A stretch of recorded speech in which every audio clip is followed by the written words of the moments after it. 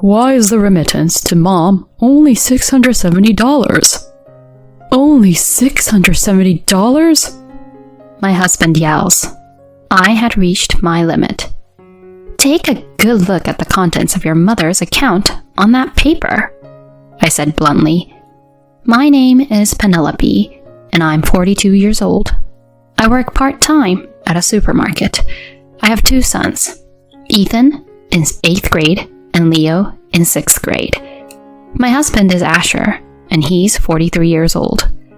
Asher's mother, my mother-in-law, is 67 years old.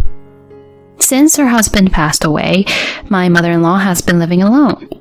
Even though she's eligible for a pension, the amount is still low in these difficult times. When my father-in-law died, we discussed it. I owe him for raising me. In the future, he'll probably become weaker too. If I think of it as a caregiving expense, I've decided to send a monthly allowance of $335. They said the house loan is also paid off. Recently, my late father-in-law left behind an inheritance of $200,000.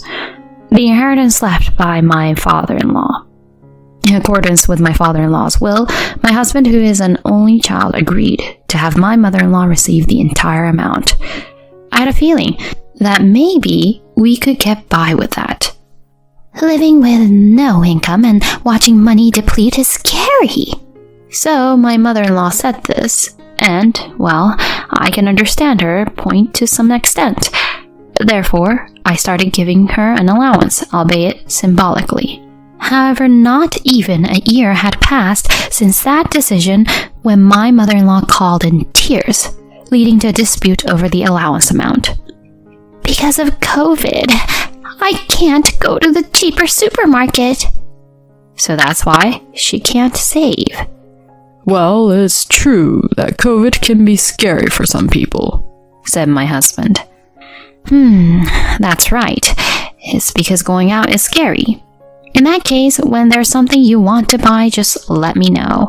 On my way back from work, I can pick it up from the specified supermarket if you like, I suggested. Then, my mother-in-law responded, That's not it. That's not it. It's not just groceries. It's also everyday items, she began to say. Well, I guess that makes sense. So, it's not just about food. Ah, I see. Okay, then I'll go to the designated store for everyday items as well, I said, and my mother-in-law exclaimed, Honestly, do I have to spell it out this much for you to understand? It's not just everyday items and groceries, is it?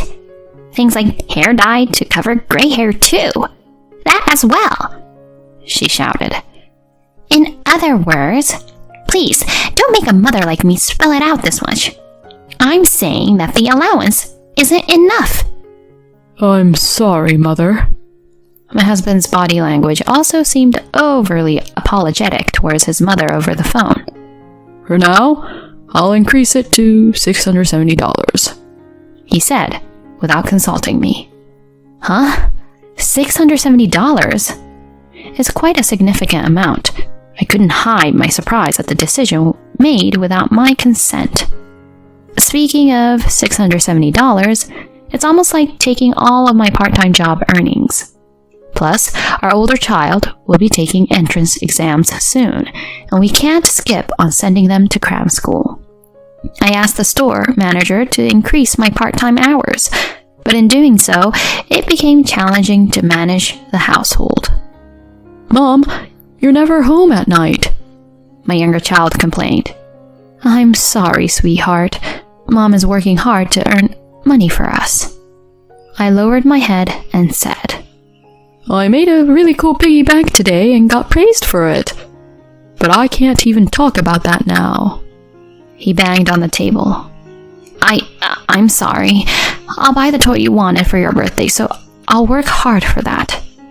I tried to reassure by reiterating the promise to buy the toy my second son wanted, and at that moment, my husband walked by.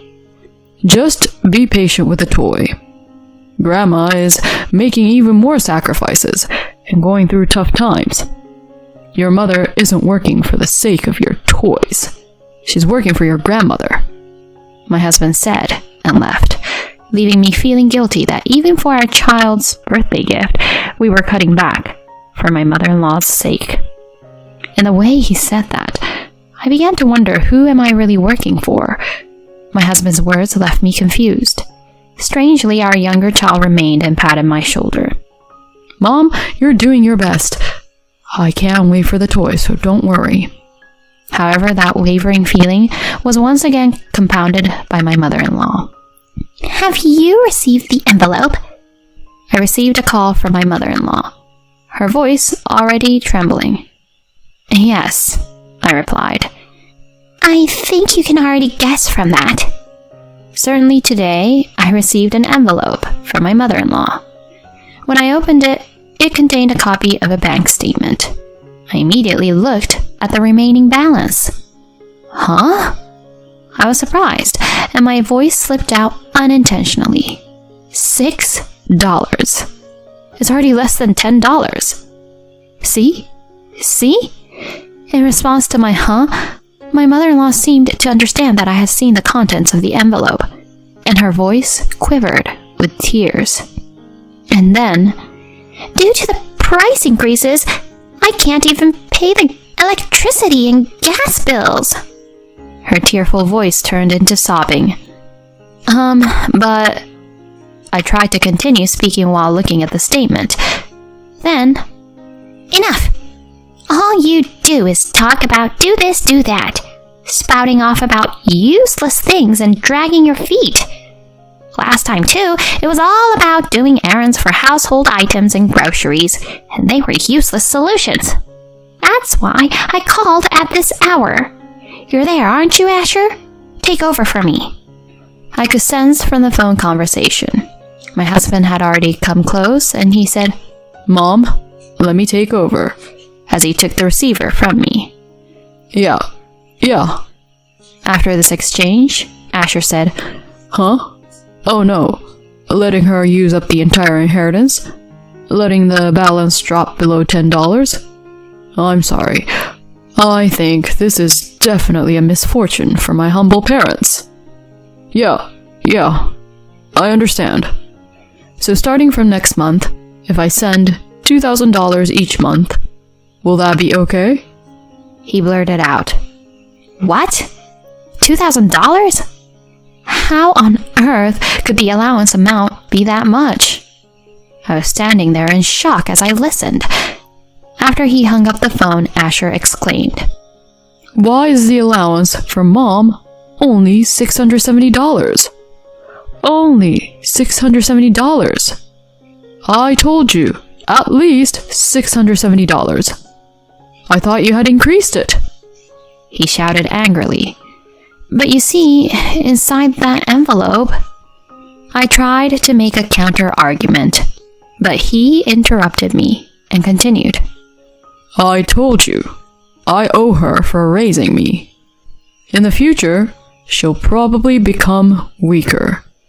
If you think of it as caregiving expenses, why is it that my mother is in such a heartbreaking situation?" He further escalated his outburst with a louder voice. I was at my limit too. Even the $335 allowance wasn't easy to manage. I thought it was an accomplishment to increase it to $670. I also increased my part-time hours to cope with the situation. I even learned how to cook more budget-friendly meals than before. I managed the household expenses with all of those efforts. But my efforts alone weren't enough. And there were sacrifices I made in return, like the time with my children. Yet on top of it all, an additional $2,000? And what's more, without even looking at how our allowance is being used in my mother-in-law's bank statement, she scolded me abruptly and decided on a $2,000 allowance without consulting me. Above all, I'm working for the sake of my sons, not for my mother-in-law. That's enough. A deeply cold voice came from me. I realized that when a person gets too angry, their voice becomes quiet. What do you mean? It's fine. Are you getting defensive now? In a somewhat mocking tone, my husband looked down on me. I was no longer willing to yield to my husband's words. After having seen a copy of that statement, I absolutely couldn't accept such a ridiculous proposal as a $2,000 allowance. I've had enough of a son who blindly believes and supports a money-seeking mother and grandmother. People who can't prioritize our family don't belong here. Get out. If you want to support your mother so badly, then go live with her. You can happily go to hell together. I pushed my husband firmly. Then I kicked him out the front door. And this. I walked my husband out the front door. I shoved the envelope in his face. I'll send your belongings back, and you'll cover the shipping. Take a close look at the contents of your mother's bank statement. Huh? My husband asked in response, but I just closed the door with a loud bang. What's going on, Mom? Hearing the commotion, our two children came downstairs. Well, you two. Your father said he wants to spend more money on you, and he asked Grandma to spend more too. I couldn't stand it any longer, so I say to the children. I see. If you decided this, Mom, it must be for the best, for this house. I'll follow your lead. My older child said. Well, that toy, I'll wait for it until I'm an adult, no matter how many years it takes. So, I'll cheer up. My younger son said to me, Thank you, my sons. 1 week later, Help me. My husband called me. What about? I replied coldly.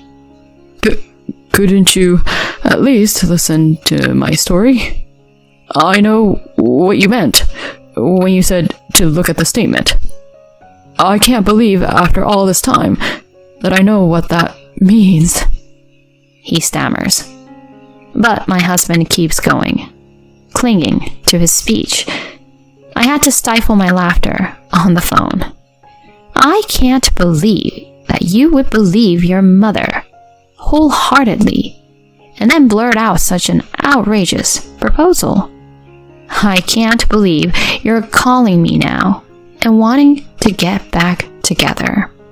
You really have no idea how brazen you are. Huh?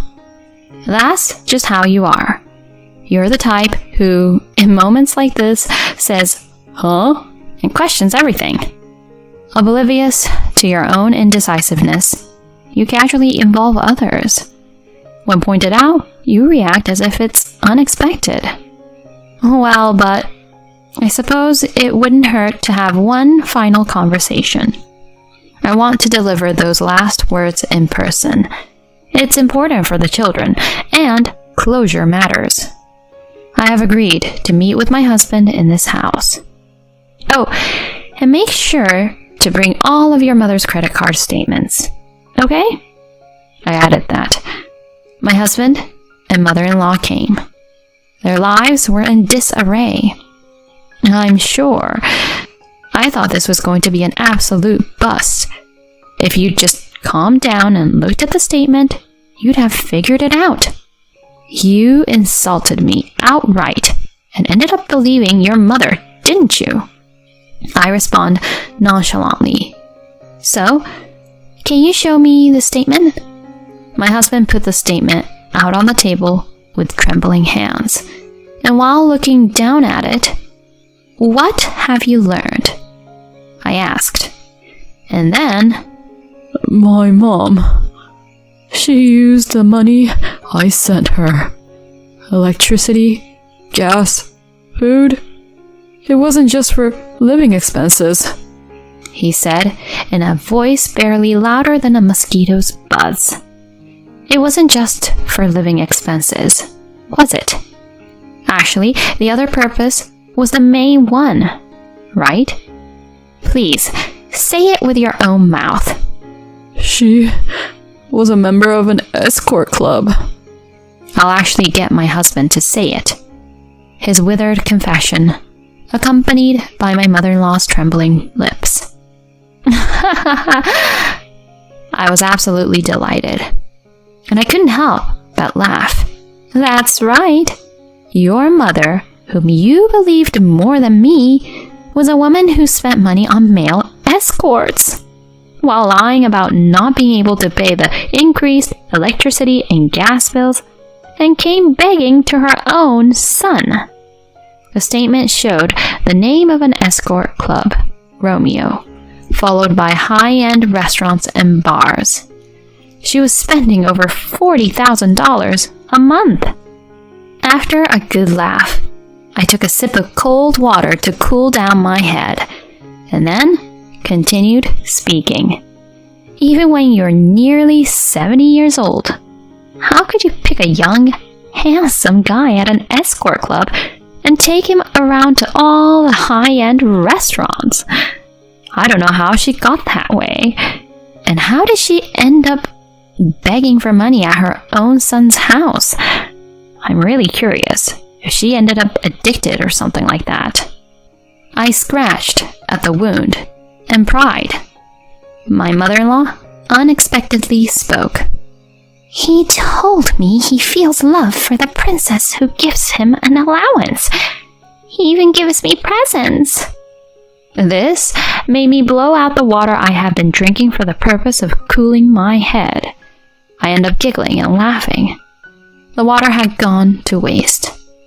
Referring to a 67-year-old as a princess is quite something, isn't it? Well, by uttering words, some people fall for it, like my mother-in-law, becoming like a man's personal ATM, so they'll keep saying those words, won't they? However, I took another sip of water. If you're giving an escort guy an allowance, you must be withdrawing a considerable amount, right? It wasn't my mother-in-law who visibly shuddered. Huh? The voice that uttered this was indeed my husband's. I placed a piece of paper on the table. It was fun meeting you today. I love you. Please request me again. Read the business card with a handwritten message. Huh? My husband stared at the business card on the table. I didn't expect to be kicked out of the house all of a sudden. I didn't even tidy up my own room, did I? I found your stuff while I was cleaning up your things. Even the strange money deductions. It all makes sense now. Yes, that's right, so it's not just my fault. My mother-in-law shouted in a hoarse voice. There was a glass of lemonade in front of her, but she hadn't touched it at all. It might be expected since she had been continuously blamed. However, as the target of blame shifted, she attempted an unexpected turnaround. What? My husband's voice trembles as he reacts to this blow. But because I've been laughed at this much, am I the only one being ridiculous? Isn't that so unfair? Huh? No, just wait a minute. You're making me spend this much money and now you're saying this? That's my line. Asking for money because your allowance isn't enough? I can't believe you're into escort girls too. Like parent, like child. Must be an annoying way to spend money. It's over now, isn't it? Both of you are done, right? Ugh. At my words, both my husband and mother-in-law had no words left. Enough is enough. I called the children on the second floor. Come down for a minute. The two children came down.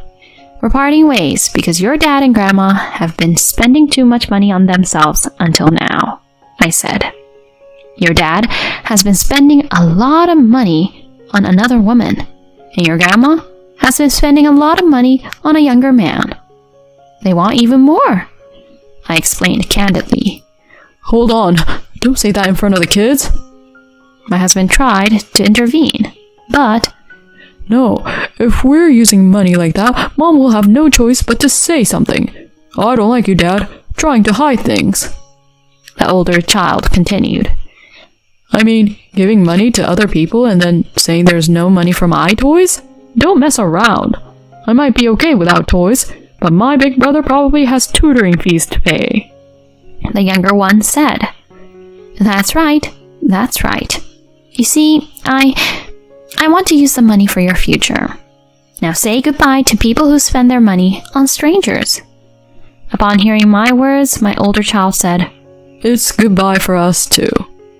My younger child said, I'll learn to do without toys. It's despicable that he spent money on something other than you, Mom. In the end, it was only natural, but I cut ties with both my husband and my mother-in-law. I got a large amount of alimony because of the divorce due to my husband and mother-in-law's spending.